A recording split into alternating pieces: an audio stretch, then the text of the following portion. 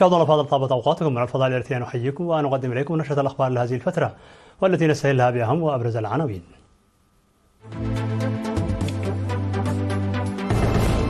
انضباط الزوار بالقوانين العامة في مهرجان إريتريا. مهرجان إريتريا يساهم في تعزيز الثقافة والوحدة الوطنية لدى الشباب.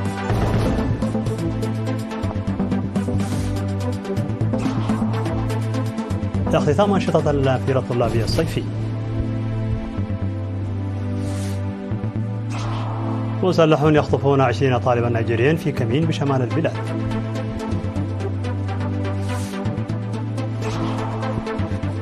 روسيا تتهم أوكرانيا باستخدام صواريخ غربية لتدمير جسر في كورسيك.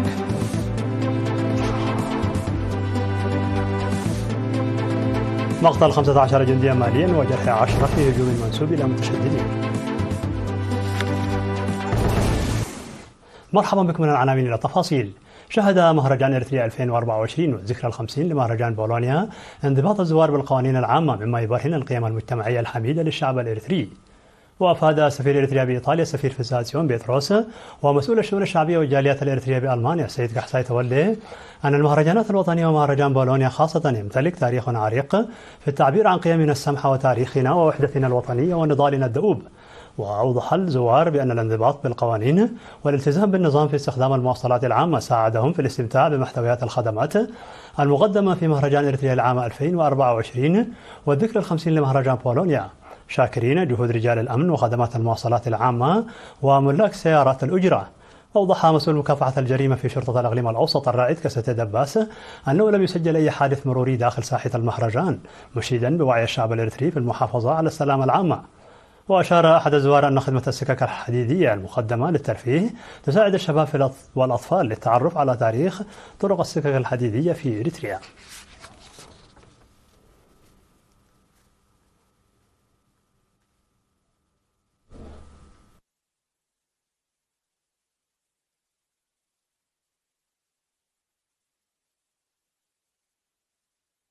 أوضحت مسؤولة تنسيق الاحتفالات في إقليم جنوب البحر الأحمر السيدة حواء محمد بذل الجهود لقرص مضامين المهرجان في الشباب، وقالت أن المهرجان يلعب دورا كبيرا في تعزيز الثقافة الوطنية وتوارث الشباب لثقافة وتقاليد المجتمع والحفاظ عليها عبر مشاركتهم في تجميع وتدقيق وتنقيح المحتويات الثقافية والتراثية والأثرية المقدمة في المهرجان. وقالت أن 98% من المشاركين في الرقص والموسيقى التقليدية والقرية التقليدية والآلات والموسيقية التقليدية هم من الشباب، ويمكن نقل الموروثات غير المادية إلى الشباب عبر المهرجان الوطني السنوي. من جانبه ما شهد مسؤولي اللجان المختلفة بمشاركة الشباب في المسح والبحث لجعل المحتوى المقدم في المهرجان تنافسيا، فضلا عن مساهمتهم بدور كبير في الحفاظ على الثقافة والتراث. هذا وتم تقديم 16 نوعا من رقصات قومية العفر في مهرجان هذا العام.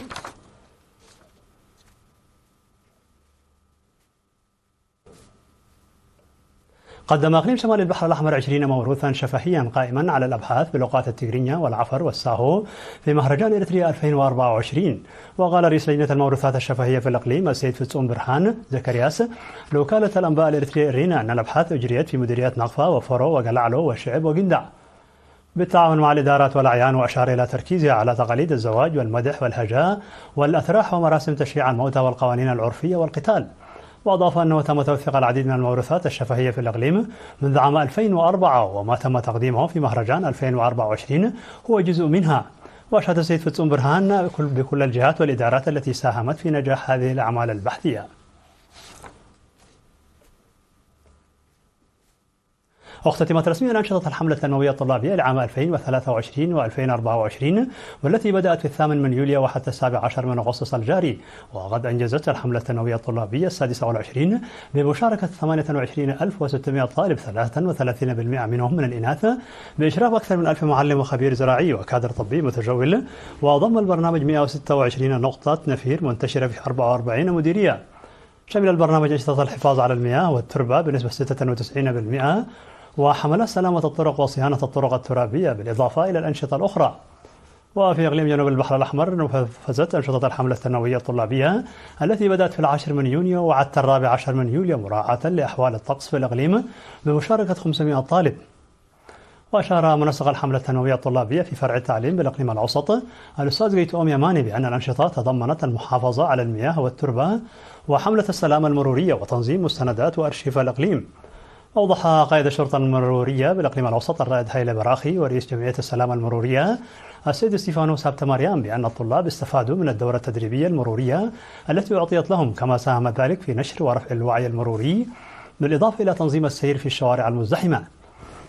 هذا ويشارك طلاب المرحلة الثانوية سنويا في الحملة التنموية الطلابية. تجرى أعمال بناء سدين في ركوبة ورهي في مديرية حلحل لتأمين مياه الشرب والتنمية المروية. أوضح المهندس رمياس أسقدوم المشرف على أعمال بناء سد ركوبة إنجاز 60% من أعمال البناء، ويتوقع من سد رهي الجاري بناؤه بالتعاون مع إدارة إقليم عنسبة ووزارة الزراعة والجيش الشعبي المساهمة في الاستقرار البيئي وتطوير الزراعة المروية. وذكر قائد لواء الفرقة العسكرية 34 العامل في مهام البناء عثمان عفا أنهم ينشطون في حفظ المياه وتخفيف مصاعب الشعب، ويعملون جاهدين لإتمام بناء السد حسب الجدول الزمني الموضوع. وقال مدير مديرية حلحل السيد قرماسيون أبرهة أن السدود المشيدة ستحل مشكلة المياه في الضاحيتين، مشيدا بمساهمة الجيش الشعبي في العمل. نظم مكتب وزارة الصحة في إقليم القاش بركة سمينارات في مديريتي ملقي وعالي القاش لمكافحة مرض الملاريا. وأوضح مسؤول الصحة في المديريتين أن المرض يمكن السيطرة عليه بحملات النظافة واستخدام الناموسيات.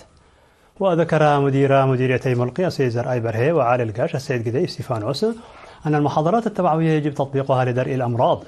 وقال مسؤول التوعية والإعلام في مكتب وزارة الصحة في إقليم القاش بركة السيد سلطان حقوس وعضو وحدة مكافحة الملاريا السيد بشير صالح أن 80% من ظاهرة الملاريا يمكن مكافحتها بالنظافة البيئية، داعيا لنبذ الإهمال في استخدام الناموسيات والدفع بالمكافحة المجتمعية.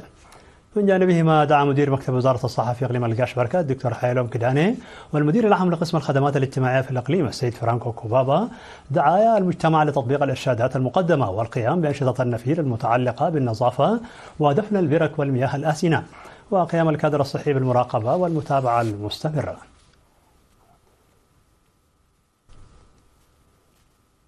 قدمت وزارة العمل والرعاية الاجتماعية دورة تأهيلية لأعضاء لجنة إعانة المسنين وتطوير المعاقين وإعادة التأهيل في الفترة من 14 وحتى 28 من أغسطس في كل مديريات الإقليم الأوسط.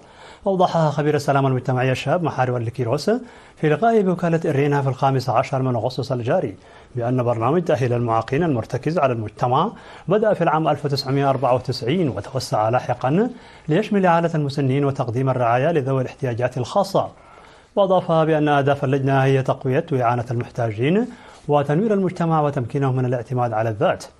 أوصت مديرة فرع الوزارة في الإقليم الأوسط السيدة جمعة إبراهيم ومدير مديرية قال نفع السيد معهري يهنس أعضاء اللجان للتعرف على الجهة المحتاجة وتقديم المساعدة لهم بمساهمة المجتمع.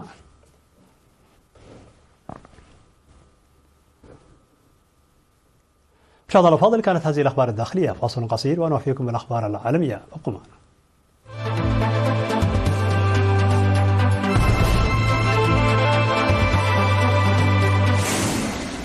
مرحبا بكم على الصيد العالمي. قالت الشرطة النيجيرية أن مسلحين نصبوا كمينا لسيارات تقل 20 طالبا جامعيا نيجيريا على الأقل في المنطقة الوسطى الشمالية من البلاد.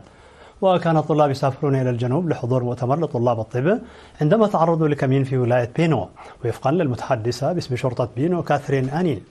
ووقع الهجوم على طول طريق أوتوكوبو في بينو، وهو نقطة ساخنة سيئة السمعة. وأصبحت عمليات الاختطاف هذه شائعة في أجزاء من شمال نيجيريا، حيث تستغل العشرات من الجماعات المسلحة الوجود الأمني المحدود لتنفيذ هجمات في القرى وعلى طول الطرق الرئيسية. ويتم إطلاق سراح معظم الضحايا فقط بعد دفع فدية تصل أحيانا إلى آلاف الدولارات. كما أجبرت الهجمات العديد من الأشخاص على الإحجام عن القيام برحلات برية.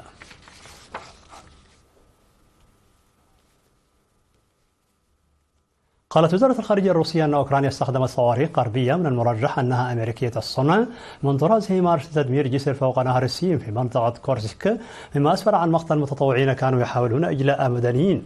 وقالت المتحدثة باسم وزارة الخارجية الروسية ماريا زاخاروفا تعرضت منطقة كورسك لقصف بقاذفات صواريخ غربية الصنع من طراز هيمارس الأمريكية على الأرجح.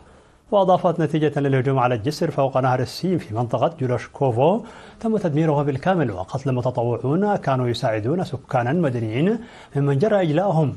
من ناحية ثانية، قالت القوات الجوية الأوكرانية أن أنظمة الدفاع الجوي في البلاد أسقطت جميع الطائرات المسيرة التي أطلقتها روسيا خلال الليل، وبلغ عددها 14 طائرة.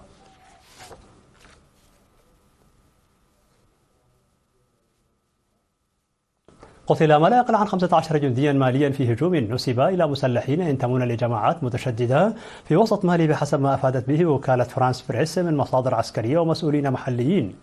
وقال مسؤول منتخب من منطقة موبتي وسط لفرانس بريس: قتل ما لا يقل عن 15 جنديا ماليا في كمين نصبه جهاديون من جماعة نصرة الإسلام والمسلمين. وقال مسؤول أن الجنود الماليين الذين قتلوا هم دركي و14 عنصرا من الحرس الوطني وفق حصيلة مؤقتة. من جهته، قال مصدر عسكري مالي في موبوتي عاصمة المنطقة الوسطى أن الإرهابيين فقدوا عددا أكبر من العناصر.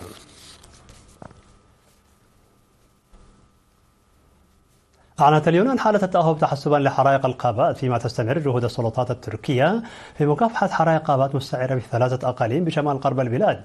وجاء إعلان السلطات اليونانية مع ارتفاع درجات الحرارة إلى 42 درجة مئوية وبلوغ الرياح قوة العاصفة في أجزاء من بحر إيجا.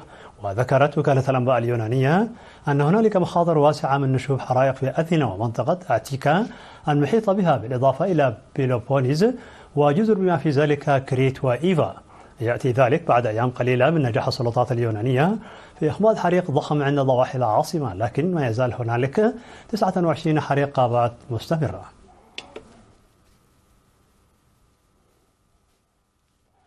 في نهاية النشر لكم تذكير بأبرز ما جاء فيها من عناوين. انضباط الزوار بالقوانين العامة في مهرجان إريتريا.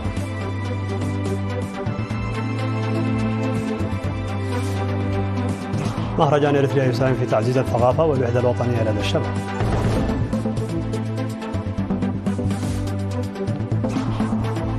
اختتام أنشطة الحملة التنموية الطلابية لعام 2023 و 2024. مسلحون يخطفون 20 طالبا نيجيريا في كمين بشمال البلاد.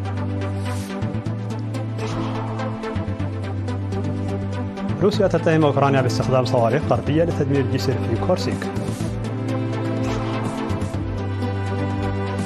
مقتل 15 جنديا ماليا وجرح 10 في هجوم منسوب إلى متشددين.